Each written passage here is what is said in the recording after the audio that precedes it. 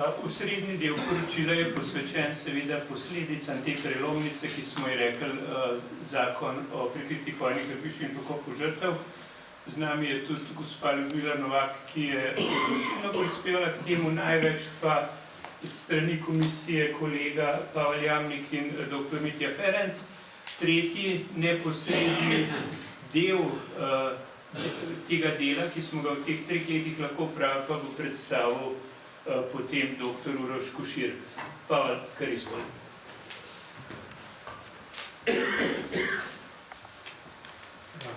Lep pozdrav. Kot je že predsednik komisije omenil in bi pravzaprav nekako iz ust vzel, je ena zelo velika prelomnica v delu naše komisije prav ta sprejem zakona o prikritih vojnih grobiščih in pokopu žrtev. Prav z vso odgovornostjo lahko rečemo, da tudi tega poročila, ki je danes pred nami, in seveda vsega upravljenega dela, ki je v tem poročilu opisan, brez sprejetja tega zakona ne bi bilo, predvsem pa brez angažiranja stranke Nova Slovenija, ki je morda v tistem času nekako presenetljivo prišla s pobudo, da bi bilo potrebno ta zakon spremeniti. Morda se boste nekateri še spomnili, da je bila v družbi precej ostra diskusija o tem, ali je to potrebno ali ni potrebno, ampak z angažiranjem stranke in pa z našo pomočjo, se pravi s pomočjo komisije, smo prišli do zakona, ki je, kot smo že takrat poudarjali, v prvi vrsti rešil vse možnosti tehničnega dela z prikritimi vojnimi grobišči. Rezultat te rešitve s tem zakonom je množica raziskanih, odkritih raziskanih grobišč, izvedenih prekopov in pa potem tudi pokopov žrtev, kako si zaslužijo. V prispevku, ki ga sam dodajam v to poročilo, smo zato predstavili celoten potek oblikovanja metodologije dela in pa pravzaprav prizadevanje komisije, ki je v začetnem obdobju lahko le ugotavljala, kje grobišča so, potem pa se je skozi prizadevanja komisije, skozi sprejemanja metodologij in pa navodil za delo znotraj komisije, do vseh težav, ki so se pojavljale z prejšnjim zakonom in pa končno od tega zakona, ki sem ga omenil, kako se je oblikovalo to delo, da danes lahko teče tako, kot teče. To je ta, se mi zdi, zelo pomemben del, ki odpira tudi, oziroma je odprl možnosti za nadaljne delo, pa ne nadomesti nas v komisiji kdorkoli. Edino, kar je še mogoče ena od nalog za prihodnost, je, da bi komisijo nadomestil zavod, ki bi skrbel, zaradi tega, ker člani komisije smo pač iz različnih drugih sektorjev in se ne moramo ukvarjati zgolj profesionalno z skrbjo za prekope in ureditve grobišč, da se oblikuje še zavod, ki bo profesionalno zaposloval ljudi, ki se bodo ukvarjali izključno z ureditvijo in pa žrtev iz prikritih grobišč. Tako,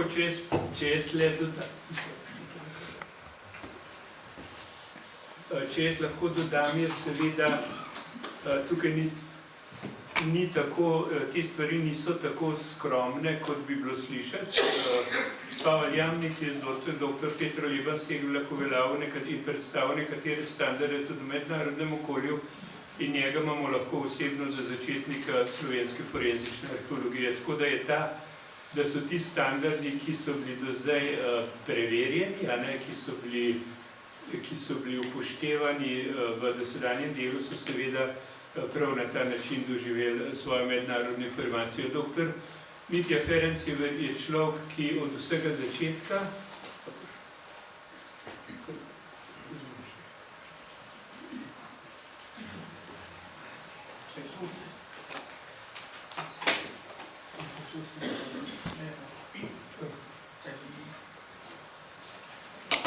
sekundo. Ampak skratka, dr. Mitja Ferenc je v bistvu velik del svoje profesionalne kariere in izjemno topografsko investicijo po svetu prav raziskovanju, odkrivanju in pa tudi borbi, javnomnenjski borbi za afirmacijo tega vprašanja, ki se mu reče prikrita morišča in grobišča. Seveda je oseba, ki lahko najbolj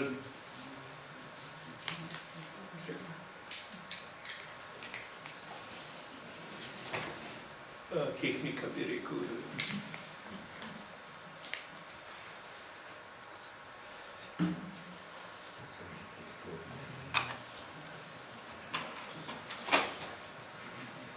Lahko sem prišel. Ne moč leži, moč besede. Kar puste to.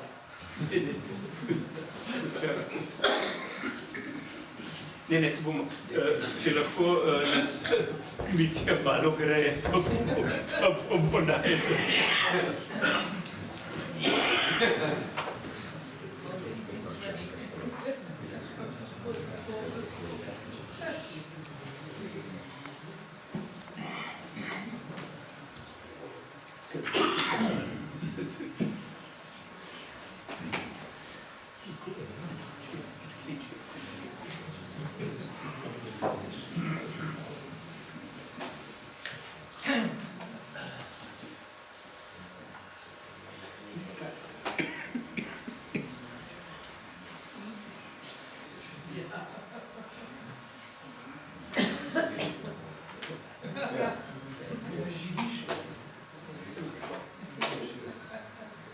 Dobro, malo tehničnih težav, upam, da bo. Torej, poročilo, v katerem vladna komisija predstavlja rezultate svojega dela po večini, slonijo na rezultatih, ki jih je za delo komisiji omogočil zakon o prikritih vojnih grobiščih in pokopu žrtev iz leta 2015, kot je že kolega Jamnik povedal.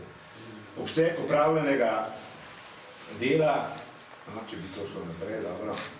Obseg opravljenega dela v teh 3 letih pa postavlja pred slovensko javnost in pred politiko pomembno vprašanje. Kako to, da je komisiji uspelo pospešeno nadoknaditi civilizacijski in pietetni dolg, s katerim smo se Slovenci kljub demokratičnim spremembam pred skoraj 3 desetletji, s katerimi smo močno zaostajali. In kako to, da tako velike korake izvršna oblast in njena komisija nista zmogli že v preteklosti. Res da že, da so izkušnje v zadnjih letih pri evidentiranju, sondiranju, pri pripravi metodologije, pri izkopih omogočile, da smo se lotevali vedno obsežnejših nalog, tudi takih, ki so se pred leti morda zdela še utopične. Vendar naj mi bo kot članu komisije ali pa izvajalcu vladne komisije že od leta 1990 dovoljeno podati mnenje, da je pomembno, morda odločilno postalo dejstvo, da se je politika, in pri tem mislim pač zlasti na vsakokratno vodstvo resornega ministra, prenehalo vpletati v delo komisije in drugič, da je z stabilnim, relativno majhnim finančnim vložkom dovolilo vladni komisiji, da izvaja program, ki si ga je sama zastavila. In ji pri tem daje samo ministrstvo strokovno pomoč. To se je sicer izkazalo že v delovanju vladne komisije v obdobju 2006-2008, vendar se je stara praksa prekmalu povrnila. Premik je nastal tudi za spremembo načina delovanja komisije. Iz komisije, ki je bila prej le svetovalni organ izvršne veje oblasti in je vsako leto le predlagala, kaj naj bi vlada storila in pri tem ugotavljala, da je ne upošteva, se je zlasti v obdobju od 2006 njeno delovanje korenito spremenilo. Komisija je namreč zaradi dejavnosti njenih lastnih članov pri evidentiranju, sondiranju, prekopih, pri pripravi metodologije začela postavljati zrcalo oblasti in priganjala odgovorna ministrstva, da so ji pri delu sledila. Za lažje razumevanje se mi je zato v članku zdelo najprej nujno, da v vključim en kratek pregled delovanja vladne komisije, ki se je vse skozi ubadala z organizacijskimi, strokovnimi, finančnimi težavami oziroma z omejeno možnostjo delovanja, ki ga je omogočala oziroma onemogočala vsakokratna izvršna oblast.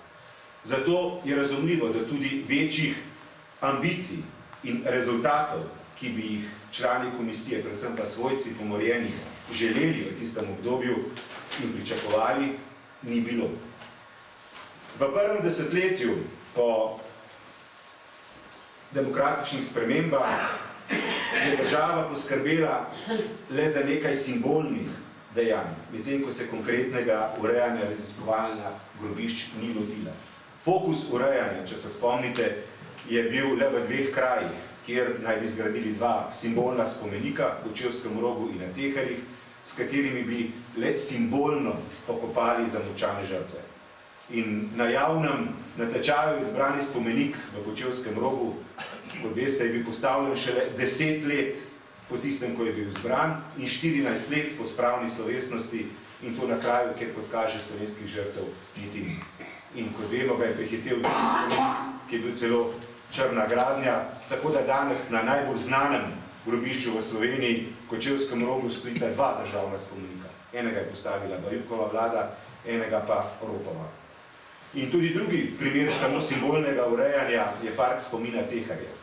In tudi tu je država šele po 14 letih postavila spomenik, ki še tudi do danes ni dokončan in stoji, kot vemo, na močno okoljsko degradiranem območju smetišč in odlagališč Cinkarne Celje. Zato je bilo treba najprej prikazati tudi to, da je označevanje prikritih morišč in grobišč v prvih letih potekalo izključno na strani posameznikov, nekaterih društev, redko lokalnih skupnosti, in država za svojim državnim aparatom se raziskovanja, potrjevanja grobišč ni lotila. Če se spomnite, niti do leta 2003, do uveljavitve zakona o vojnih grobiščih, nobeno ministrstvo ni hotelo biti pristojno za prikrita grobišča. In prelom je morala narediti občina Slovenska Bistrica leta 2001. In tudi kasneje je v komisijah in v družbi prevladovalo mnenje, da se posmrtnih ostankov ne izkopava in da se grobišča le označi. Ministrstvo za delo kot resorni organ je menilo, da sondaže in prekopi ne sodijo v njihov delokrog.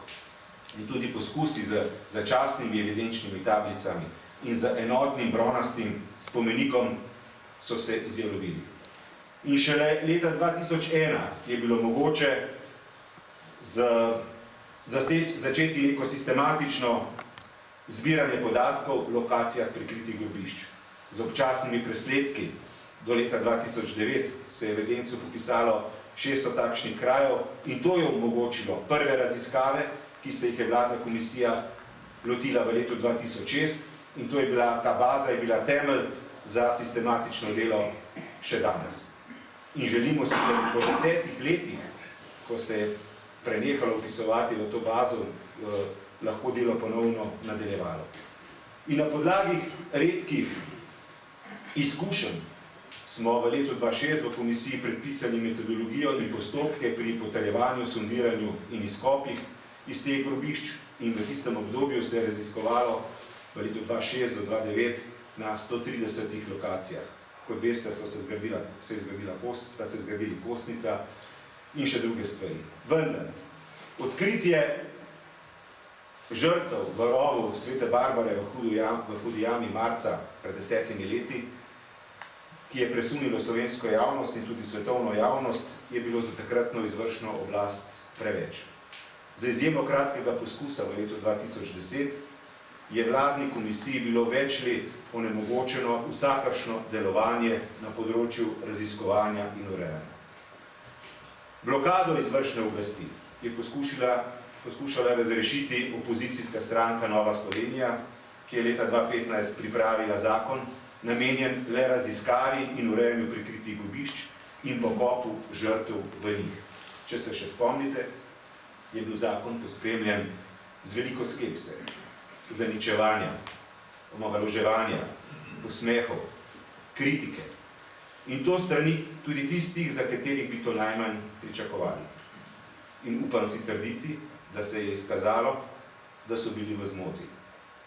Res je še kar veliko rezerv, zlasti v razpisih, ki so prepozni in postavljajo izvajalce v časovno stisko, vendar primerjave z obdobjem pred letom 2015, ko je vse stalo na mestu, skoraj niso mogoče.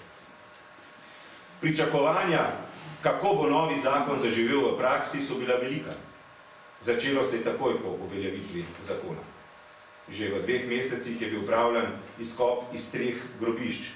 Raziskave so potekale na 29 lokacijah in na 8 so bila grobišča potrjena. Urejena in označena so bile v tistih 2 mesecih leta 2015 3 grobišča. In ko je zakon leta 2016 v popolnosti zaživel, je bil tudi program dela zastavljen bolj smelo. Iznesenih je bilo 1100 posmrtnih ostankov, od tega večji del, 625, z nadaljevanjem izkopov iz Hude jame. Izkopi žrtev so bili izvedeni tisto leto iz 12 grobišč. Na 44 evidentiranih krajih so obstoj posmrtnih ostankov potrdili na 18. Urejenih je bilo 57 morišč in grobišč in na njih ograjenih 66 grobnih polj. Ureditev je v največji meri obsegala ograditev grobišča z leseno ograjo in postavitev lesenega križa. Na njem je medeninasta ploščica z opisanimi osnovnimi podatki o grobišču. Postavljeni so bili tudi kažipoti, ki označujejo smer, oddaljenost, koordinate grobišča ter ime grobišča. In do grobišč, ki so težje dostopna, so se uredile poti, pripravili prostor za sveče, postavljene so bile tudi prve informacijske table. Raziskovalo oziroma potrjevalo se je potem v naslednjem letu 2017 na 40 evidentiranih krajih. Samo za primerjavo, narejenih je bilo na teh lokacijah 236 testnih izkopov, torej sond, in grobišča so se potrdila na 25 krajih. Tistega leta je bilo iz 10 grobišč prekopanih 137 žrtev. Ureditev pa je bila izvedena na 70 grobiščih in moriščih. In komisija je v tistem letu začela tudi z dodatnimi postopki ugotavljanja ali iskanja prikritih grobišč. Detektorski pregledi in analiza najdenih predmetov okolice grobišč v Kočevskem Rogu so nam omogočili delno rekonstrukcijo morišč in grobišč, recimo pot do grobišč, kraj slačenja, sežiga opreme, prepoznava območja intenzivnega streljanja, tudi smeri streljanja in podobno. In s tem je bil pridobljen tudi pogled v narodnost nekaterih žrtev in njihova pripadnost različnim vojaškim formacijam. Prejšnje leto so raziskave potekale na 45 evidentiranih krajih, podatkov o vseh potrjenih grobiščih sicer še nimamo, in iz 9 grobišč je bilo iznešeno 92 oseb. Ureditvena dela pa so potekala na 33 grobiščih in moriščih. Vendar, enega trših orehov komisija razvija že 3. leto. To je jama pod Macesnovo gorico v Kočevskem Rogu, za katerega predvidevamo, da je najmnožičnejše grobišče Slovencev, pripeljanih iz taborišča Šentvid. Že v letu 2003 smo z študenti uspeli izkopati v bližnji Lovljači 60 kg najdb in, če zaključim, samo upam lahko, da Macesnova gorica v letošnjem letu ne bo ponovno postala prehuda jama in da se ponovno ne bi potegnilo ročno zavoro pri izvajanju pietetnih in civilizacijskih dejanj. Hvala lepa.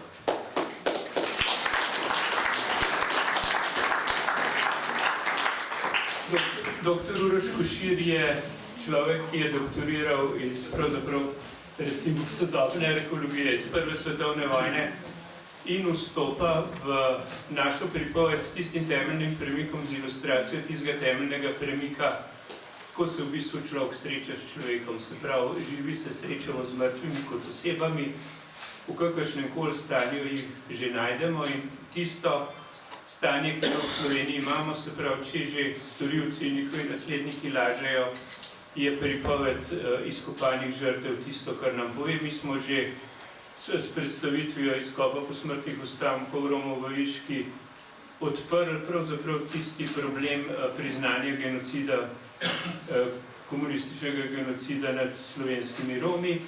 Takrat se je začela druga razprava, kjer župan tega mesta dopoveduje, da v mestu herojev ne bodo pokopane nevredne žrtve, se pravi nadaljuje drugorazredno politiko Danila Türka, ampak pripoved tega dela arheologije in antropologije nam bo pa zdaj predstavil dr. Uroš Košir. Uroš, prosim.